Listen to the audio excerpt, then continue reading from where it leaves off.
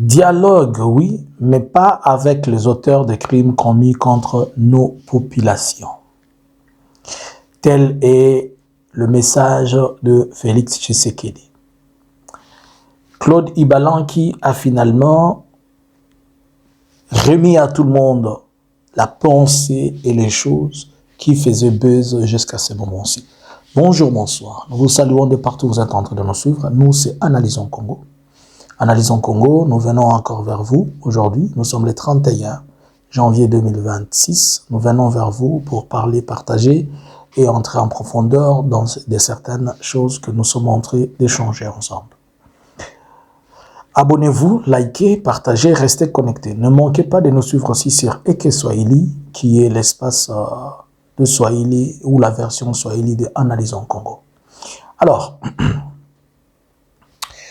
nous venons de suivre nous venons d'être en face de deux discours aujourd'hui. Celui d'Ibalanki et celui de Félix. Bon, parlons un peu de celui d'Ibalanki. Ibalanki, finalement, il sort tout le monde du voile que nous avions et que nous étions en train d'extrapoler dans les analyses. Nous arrivons maintenant là où Ibalanki est en train de nous faire comprendre et de nous dire certaines choses qui sont aussi importantes à comprendre. Premièrement, Ibalanki nous fait comprendre qu'il n'est pas envoyé par qui que ce soit. Donc, il est venu étant qu'une personne indépendante. Et étant venu qu'une personne indépendante, il est venu proposer ses services. Et c'est ainsi qu'il dit qu'il a des propositions qu'il a faites, mais si l'AFC va accepter. Mais jusque-là, on ne sait pas quels sont ces services qu'il a proposés à l'AFC et que l'AFC devait nous présenter ou bien l'AFC devait dire. On attend peut-être, on nous dira. Il a fait comprendre qu'il a servi plusieurs fois pour la question de la paix au Burundi, en Ouganda. Cela démontre, cela prouve que, comme il a proposé des services à gauche comme à droite, il peut venir aussi avec les mêmes services au niveau de la RDC et proposer les mêmes services dans son pays. Alors, au-delà de tout ça, je trouve que Ibalanki, sa pensée et sa place ne devaient pas se retrouver avec Félix. Pourquoi? Si vous comprenez le discours d'Ibalanki, il est plus en train d'aller dans la cohésion et la paix. En évitant, en démontrant à ceux-là qui ont dépensé l'argent à gauche comme à droite, que nous pouvons éviter ceci. Alors qu'il est en face des gens qui veulent faire, bien sûr, lui aussi, il est dans les business.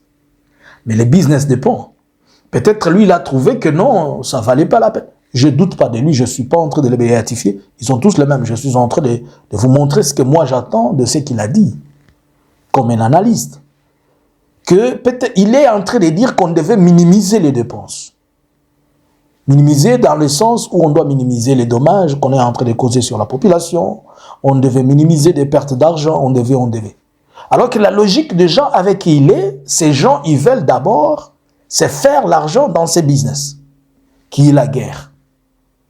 Segundo, il est avec un Félix qui ne veut pas être avec les autres.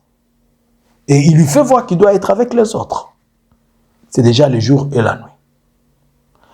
Le fait que Ibalanki soit à Goma, ça ne remet pas en cause toute la pensée et la vision de Félix, lui qui faisait comprendre à tout le monde qu'il ne fallait pas que quelqu'un aille à Goma. Est-ce que Ibalanki ne devient-il pas l'ennemi numéro 1 d'État? Il ne devient pas le problème étatique qui existe pour empêcher et amener les autres à ne pas suivre la même chose que lui. Puisque si on laisse Ibalanki, demain, une autre personne va venir.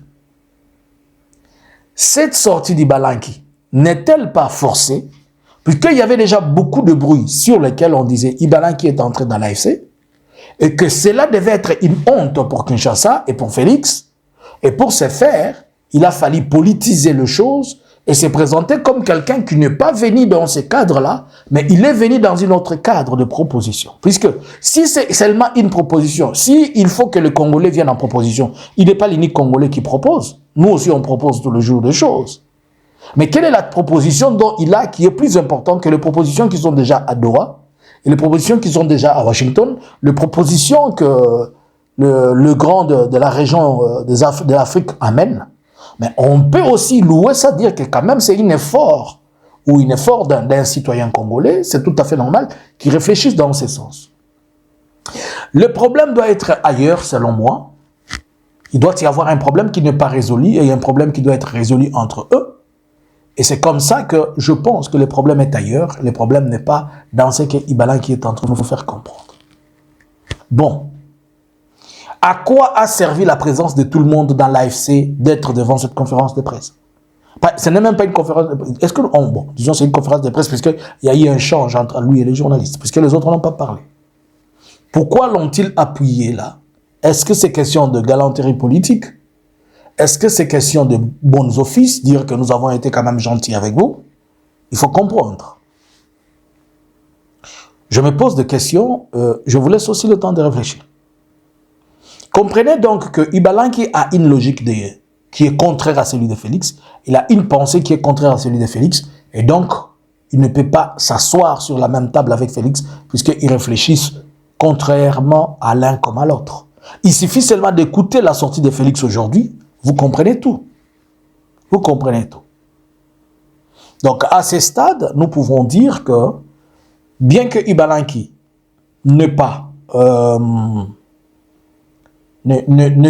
n'intègre pas l'AFC, mais il est dans le territoire AFC. Il a dit quelque chose que c'est aujourd'hui seulement que le coordonnateur a été là. D'ailleurs, c'est le coordonnateur qui l'a appelé et lui, il a zappé ça. Pas il a zappé, il a dit non, il ne savait pas, après il va l'appeler après. Donc, c'est pour nous dire que l'AFC ne savait pas que Ibalanki était dans la zone. Et c'est ça le message, que l'AFC n'était pas au courant, si le coordonnateur ne savait pas.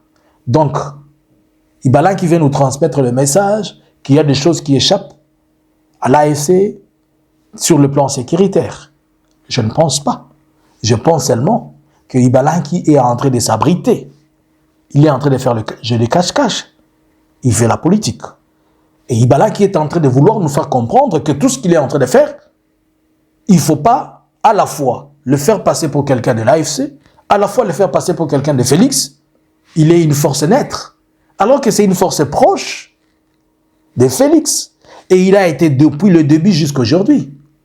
Moi, je mets un point d'interrogation et je veux me permettre que les gens réfléchissent ensemble et profondément. Au finish, si je vous pose la question, qu'est-ce que Ibalanki a dit? Il n'a rien dit. Il nous a seulement dit qu'il n'est ni dans l'AFC, ni dans le gouvernement, mais il est venu parler.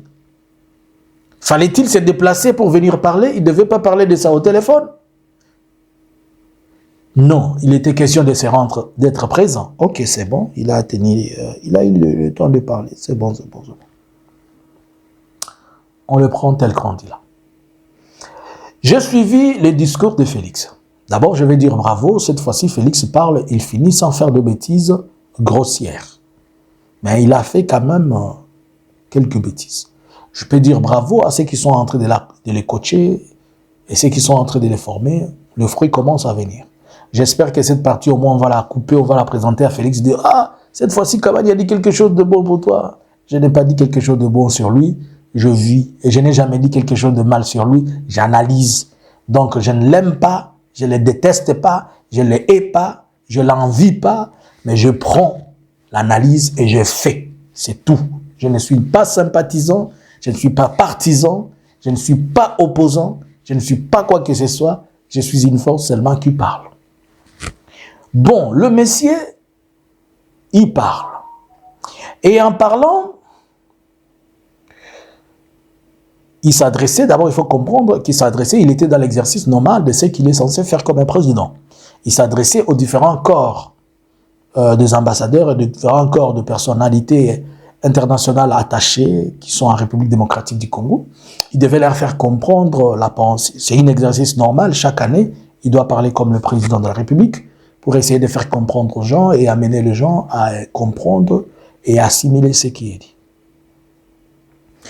Je l'ai écouté dans son speech Moi, quand je suis parti me connecter sur... J'ai suivi son histoire du début à la fin. Sur TikTok, il y avait 432 personnes, 445 personnes connectées. Et c'est lui qui doute. Quand il était live, et c'est lui qui doute, je vais lui donner des preuves. Déjà, ça manifeste que personne n'a envie d'écouter Félix. Quand Félix parle, il dérange les oreilles des gens. Si un président a son rang, il peut être connecté sur TikTok, le réseau le plus suivi et le plus connecté où tout le monde a la facilité. Piou, piou, piou, piou, piou.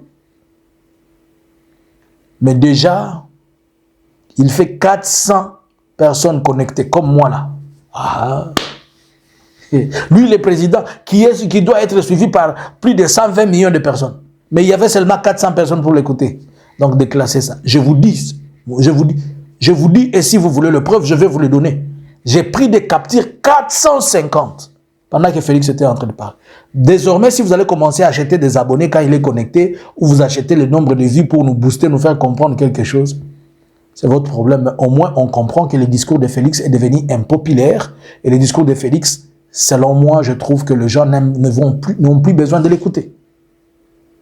Bon, prenons les cas si c'était Kabila qui nous avait dit qu'il veut parler. Si Kabila avait dit seulement qu'il veut parler. Ce n'est pas puisqu'il est silencieux. Mais vous comprenez que c'est le jour et la nuit. Puisque quand Kabila parle, on sent les fonds d'un président, même s'il n'est pas en fonction, on sent la sagesse et la maturité de quelqu'un qui est en train de s'adresser. Il dit, il loue les efforts du président de l'Angola pour tout ce qui est en train de se faire. Dialogue, oui. Il loue les efforts du président de l'Angola. Là encore, Félix, il devient un problème. Ce n'est pas seulement le président de l'Angola qui s'implique pour trouver la paix en RDC. Ce n'est pas à Lorenzo seulement qu'on doit jeter des fleurs.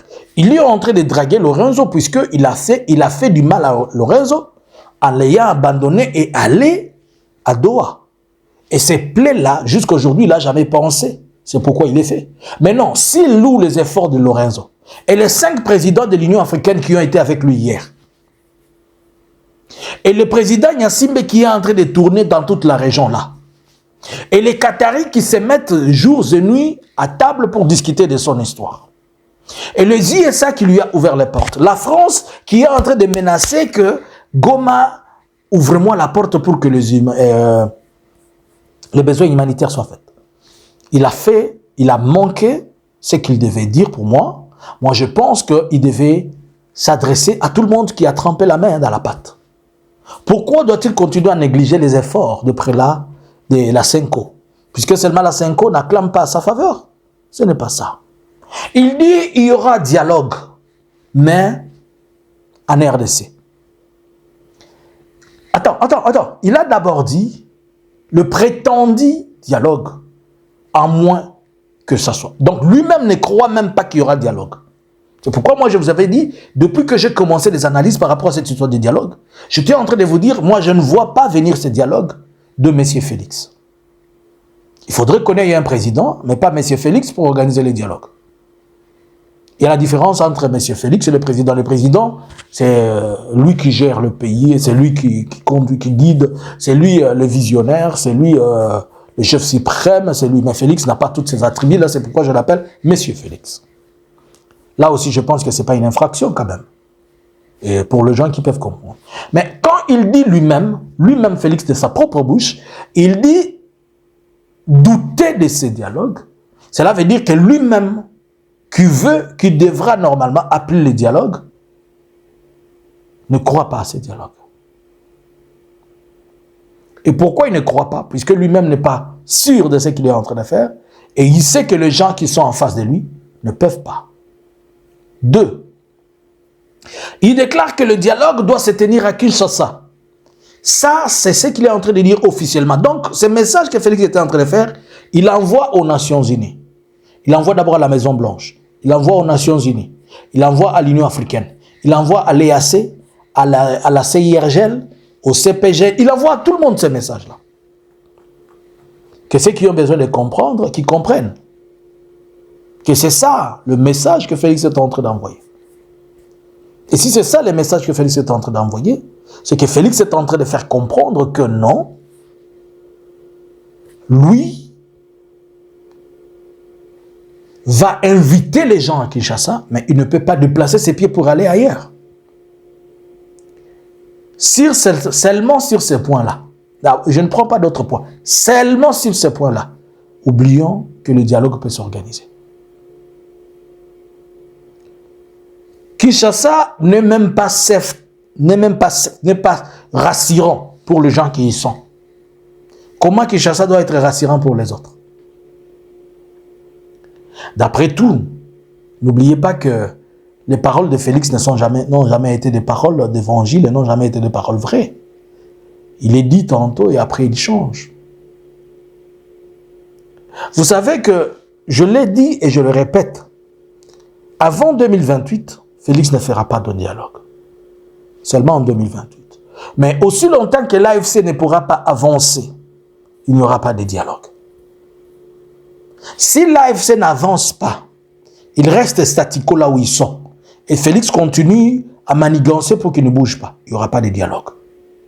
Mais si l'AFC prenait seulement les Katanga, le dialogue va venir. Et pour le moment, il ne voit pas l'intérêt de faire un dialogue. C'est quoi l'intérêt de faire un dialogue pour lui? Alors que, d'ici 2 jours, selon lui, il est invité aux États-Unis pour assister au café, au breakfast de certains polis de la Maison Blanche. Selon lui, c'est une victoire, non?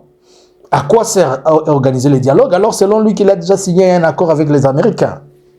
Selon lui, pourquoi organiser les dialogues alors que votre dialogue ne sera même pas une pression pour lui? Il ajoute, il dit que ces dialogues ne soient pas comme un élément de pression pour la communauté internationale.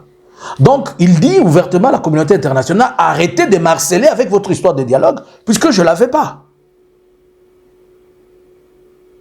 Vous me demandez de faire un dialogue alors que je ne le veux pas. Je ne veux pas. Il s'adresse à la communauté internationale pour dire, oubliez-moi dans vos histoires de dialogue là. Moi, je ne veux pas, je veux pas entrer dans l'histoire de dialogue avec vous, puisque je ne veux pas dialoguer avec ces gens-là. Donc, si les ambassadeurs, si les ceci, on lui le demande, c'est puisqu'il ne veut pas. Le roi de la Belgique le lui a demandé. La réponse est là. Le ministre des Affaires étrangères de la Belgique lui a demandé. La réponse est là. Macron le lui a demandé. La réponse est là. Même les accords de Washington lui ont demandé. La réponse est là. Les Nations Unies lui a dit que ces conflits ne peuvent que trouver solution si vous dialoguez. La réponse est là. Et s'il dit que le dialogue doit s'organiser à Kinshasa, c'est puisqu'il ne veut pas que l'on prenne la dimension interne du conflit, alors que lui montre qu'il n'y a pas une dimension interne du conflit. Le conflit, c'est seulement avec le Rwanda, pas avec la RDC. Il ajoute que ça doit être les institutions de la République. Quelle institution corrompue? De quelle institution de la République parle-t-on ici? Si c'était question des institutions de la République, ils auraient déjà trouvé des réponses avec Fayulu. Ils auraient déjà, si c'était question des institutions de la République, ils auraient déjà trouvé des solutions dans des procès qui sont en train de se faire là à Kinshasa. Mais les institutions de la République ont-ils apporté quelque chose? Pas du tout, pas du tout. Donc, en parlant de ça, Félix, il ajoute une dernière condition, il dit, il faudrait que on va dialoguer, la justice va faire son cours normal, donc le fugitif ou bien les accusés ne peuvent pas. Vous comprenez qu'il n'est pas dans le dialogue. C'est lui qui a accusé faussement Kabila. Il a accusé faussement Nanga. Il a accusé faussement Matata Mpodi. Il a accusé faussement le Bertrand Bissimo, le Willy Ngoma, le Makenga. Il a accusé faussement tout le monde qui est là-bas. Tout le monde qui est là-bas. Les Chisola sont tous accusés faussement là-bas. Des gens qui sont même des journalistes qui sont éparpillés ailleurs qui ne peuvent pas. Alors, si moi je dis que je dois venir aussi participer dans ce dialogue à Kinshasa, je paye mon billet, je vais à Kinshasa. Est-ce que je peux accéder à ça?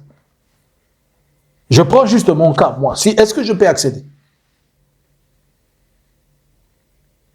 De quelle institution de la République dont les gens peuvent faire? Ces institutions dont on n'a même pas confiance. En un mot, il balaye la question de dialogue à tout cela et à tous ceux-là qui sont en train de le lui demander. Mais je peux aussi dire que ce que Félix dit, c'est pour la consommation de plusieurs, mais après il pourra changer de version. Mais par la même occasion, il répond aussi à tous les rétracteurs que je suis le maître et c'est moi qui va faire ce que je veux, pas ce que vous voulez. En un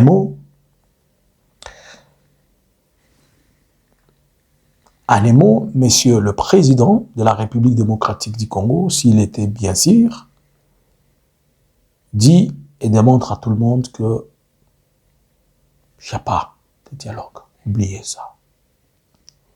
C'est pourquoi je dis à l'AFC, si elle n'avance pas, et moi, je me suis posé la question, comme je demandais la journée, dans une analyse, pourquoi c'est seulement l'AFC qui doit être gentil, alors qu'ils ont en face de quelqu'un qui n'est pas gentil. Félix a-t-il des garanties, à l'heure actuelle,